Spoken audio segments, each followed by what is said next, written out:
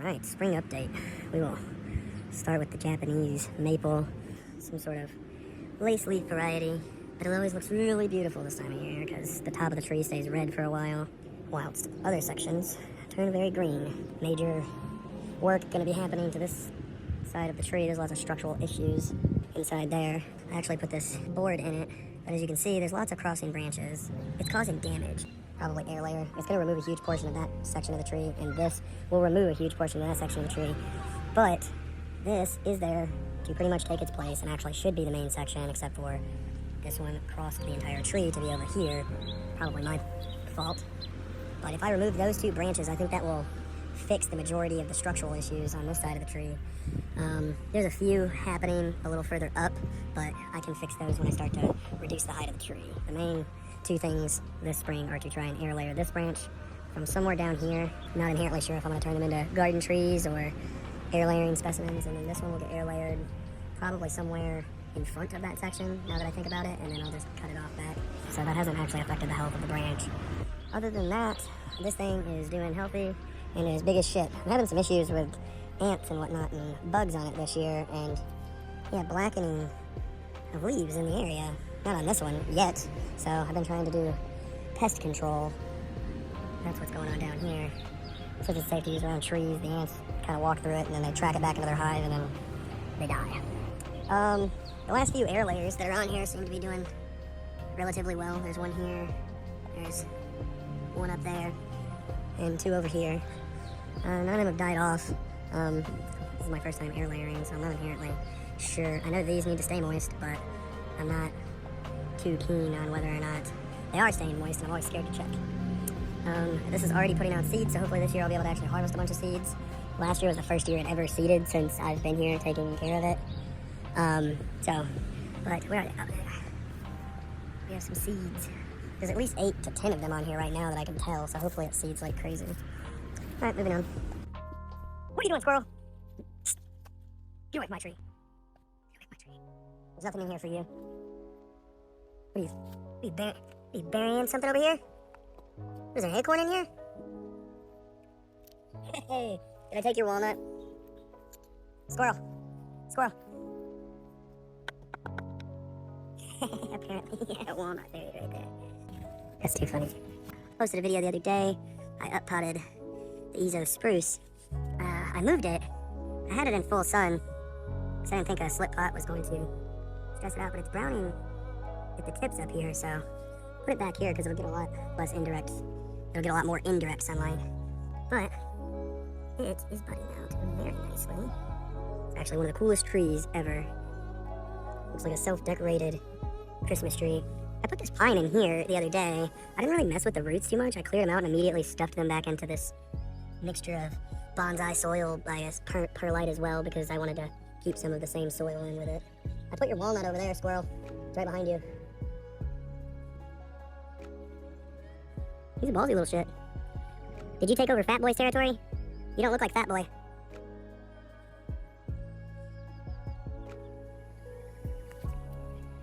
You want me to put your nut back? Here, I'll put it back. I'm guessing he thought I left. But, yeah, it doesn't seem to be doing too bad. These needles here were already yellowing. I planted it at this angle. I think I'm going to make this one a bit of a cascade. I'm not sure. Seems to be doing alright.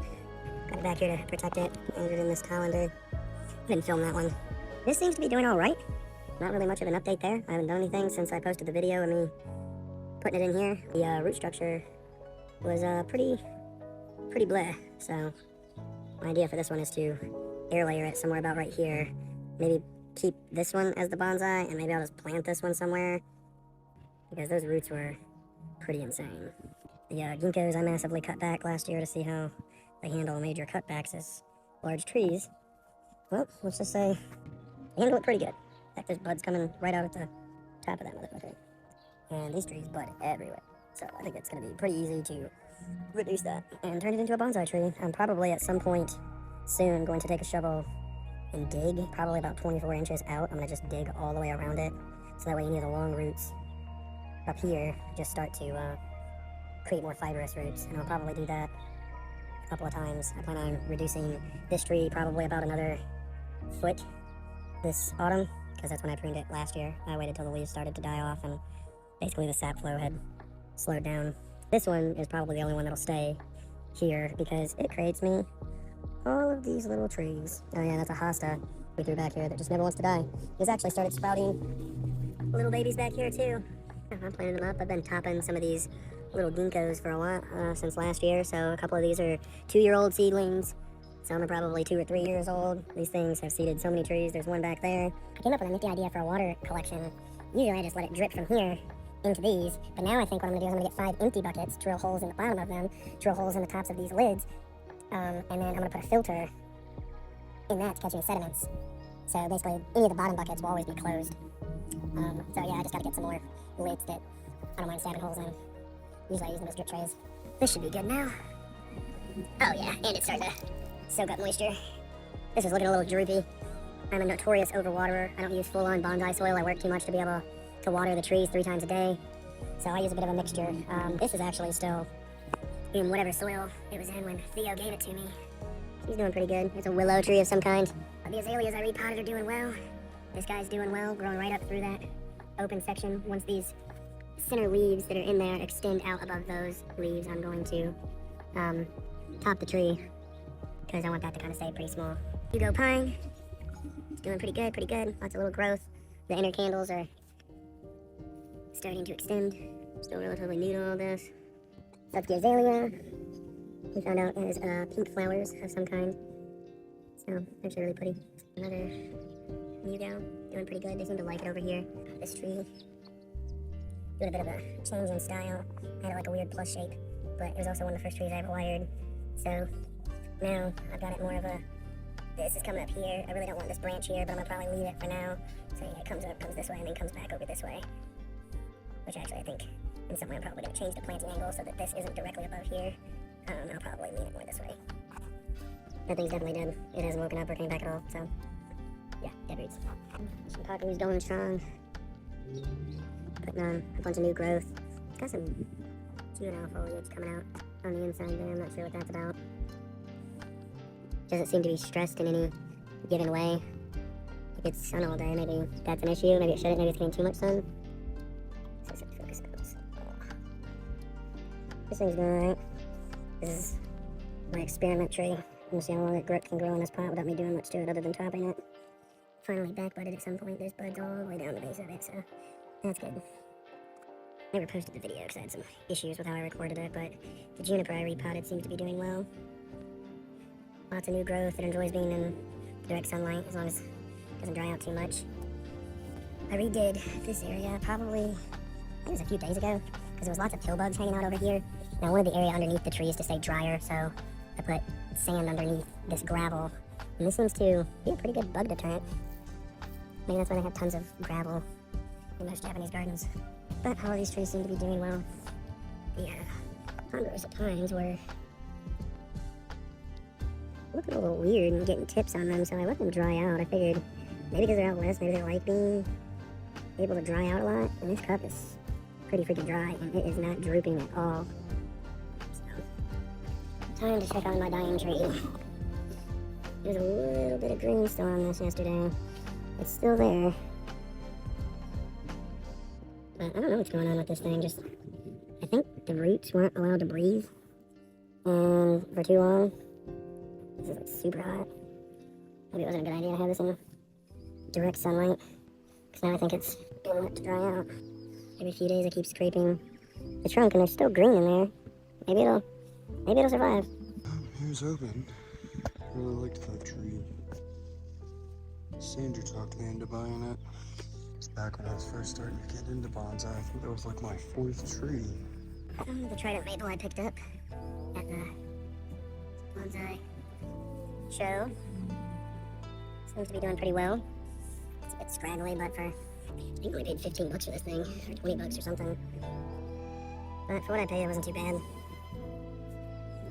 And I wanted a trident maple. I'm not sure what I'm gonna do with it. Maybe I'll hair layer these branches off once they get thick enough. I'm not sure. Moved the Venus flytraps over here the other day. When I got these two, this one I brought a while ago, and when I brought it outside, when it started getting warm, I put it in direct sunlight. It said that wasn't a great idea on mine. But Today, all of those seem to be doing a lot happier. Some of these ones have even started to lift up. They were looking real flat, kind of like this one is. Asphalt Sprout is happier and putting on new growth in his new little home. Pretty sure these are both the same kind of sprout. Same with these. Not sure what that is. Need to cut that out of there. Not sure what it is either. A couple of ginkgos down here. This is my clump style. This is actually feeling kind of dry. I should probably stick this in. This looks like it's being attacked by something. But a lot of newer leaves look a lot better, considering I had this in over there in the full sun.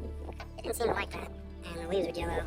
But ever since I brought these over here, they seem to be doing a lot better. What is this one?